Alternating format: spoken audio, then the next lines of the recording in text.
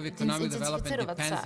Естественно, что жизнеспособное решение будет включать укрепление безопасности поставок, безопасности спроса и транзита энергии. Мы также продвигаем зеленую энергию, включая коридоры и использование возобновляемой и альтернативной энергии и ее источников. Что касается цен, то они также повлияли негативно или отрицательно на транспортный сектор. Допустим, в соответствии с статистикой Международного транспортного форума, всемирные контейнерные перевозки упали на 26% всего лишь за прошлый год. Важность разработки более эффективных и безопасных транспортных коридоров в Евразии, гармонизация пограничных процедур была подчеркнута в рамке транспортного форума ОБСЕ и таможенного форума под председательством Казахстана. Реагирование на транспортные проблемы континентальных государств требует многостороннего подхода. Это предполагает, естественно, развитие региональных скоординированных транспортных систем, инфекционных транзитных систем,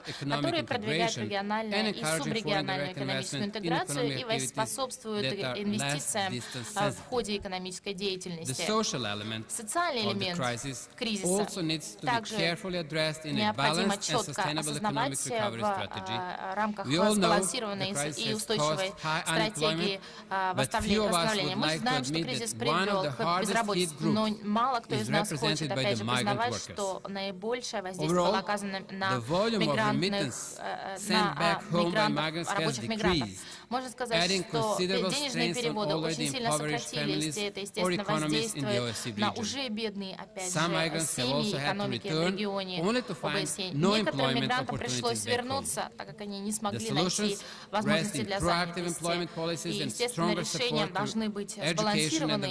Политики в области миграции, развитие, переподготовка сотрудников, кадров в соответствии с трудовым рынком и инновационное мышление. Я убежден в том, что работая над финансовыми и бюджетными, торговыми, а также другими аспектами посткризисного периода, нам необходимо также и остановиться на экологическом аспекте. На международном уровне у нас остается очень сильное обязательство продолжать выполнение целей развития тысячелетия, сокращать выбросы в окружающую среду и экологическую деградацию. Смотря на экономическую ситуацию в данный момент, меня радует то, что, скорее всего, кризис закончился и рост, опять же, начинается, однако он идет различными темпами. Мы видим беспрецедентную волю различных правительств во всем мире по совместной работе и координированию действий для сдерживания кризиса и для поддержания финансовых стимулов, и рассмотрения основных финансовых вопросов и восстановления доверия к финансовым рынкам. Как было подчеркнуто на саммите втором G20, устойчивый рост, дальнейший прогресс и соответствующие финансовые реформы потребуются для повышения транспарентности наших финансовых учреждений и поддержания наличия кредитов для бизнес-предприятий. Дамы и господа, еще один вопрос, который я хотел бы подчеркнуть. У нас нет другого выбора. Нам необходимо работать на основе солидарности и общих действий. Экономическое сотрудничество должно поддерживаться на региональном и международном уровне. И тогда страны смогут ускорить процесс восстановления, а также осуществить свои международные обязательства. Мы должны рассматривать, что текущее время не только вызов, но также и возможность для изменений, с тем, чтобы наше экономическое развитие и успех являлись более ответственными, более инклюзивными, а также более стабильными и безопасными. Спасибо вам за внимание.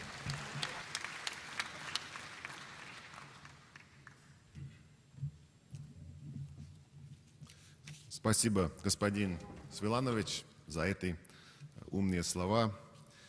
Теперь мы услышим от государственного секретаря по вопросам внешней торговли Министерства экономики, промышленности и занятости населения Франции Ан-Мари Идрак.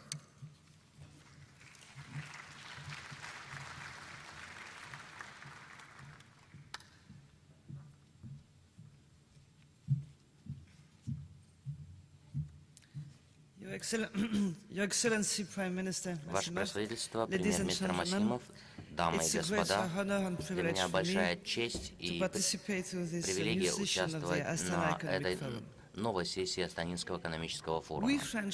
Мы, французы считаем, что кроме кризиса нам после кризиса не надо продолжать жить как раньше, но надо перестроить основы экономики, и это, конечно же, на национальном уровне, но также это нужно делать и на региональном уровне, и превыше всего на международном уровне.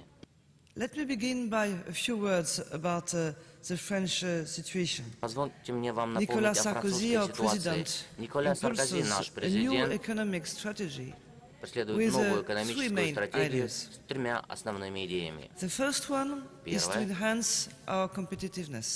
— повысить нашу конкурентоспособность для того, чтобы помочь нашей индустрии, нашей промышленности заниматься экспортом и повысить нашу привлекательность для прямых иностранных инвестиций. Вторая идея — это инвестиции и инновации. Приоритет был дан государственным инвестициям в сферы промышленности, высшего образования, исследований, устойчивого развития и оборонной промышленности. И мы хотим увеличивать инвестиции и инновации со взглядом в будущее, я имею в виду исследование, образование и, конечно же, экологию. И третья идея — это то, что мы желаем принять французскую модель развития, то, чтобы она соответствовала новым экономическим реалиям и вызовам. А вторая моя часть — это про Европу. Конечно, вам всем известно, что европейская экономика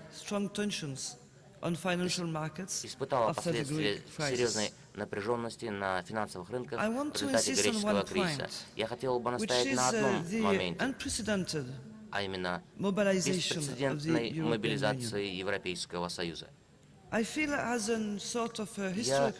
чувствую, это своего рода исторический момент, вот эта мобилизация, которая была произведена в течение последних нескольких недель и месяцев.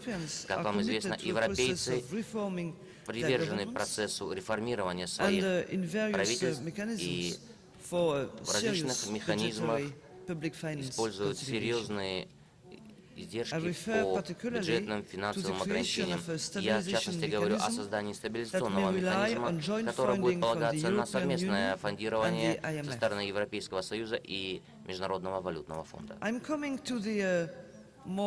Я подхожу теперь к более глобальному подходу. В первую очередь, с моей точки зрения и с французской точки зрения, мы желали бы видеть именно вот особенности это в этой части мира. Французские фирмы полны решимости работать в вашем регионе, а также увеличивать количество своих подразделений, которые уже работают в СНГ.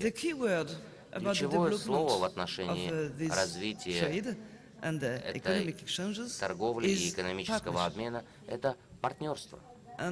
И я хотела бы дать вам 2 примера, среди прочих, о том, что означает с нашей французской точки зрения слово «партнерство».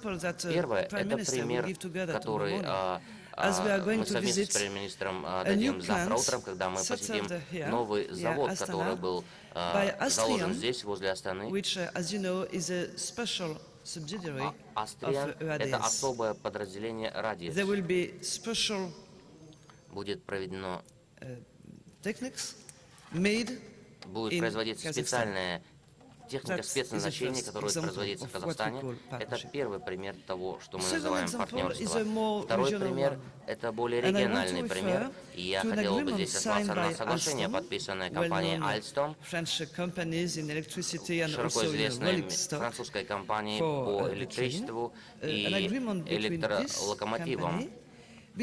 Соглашение между этой компанией и российской компанией Техмаш и Казахстан Тимиржола.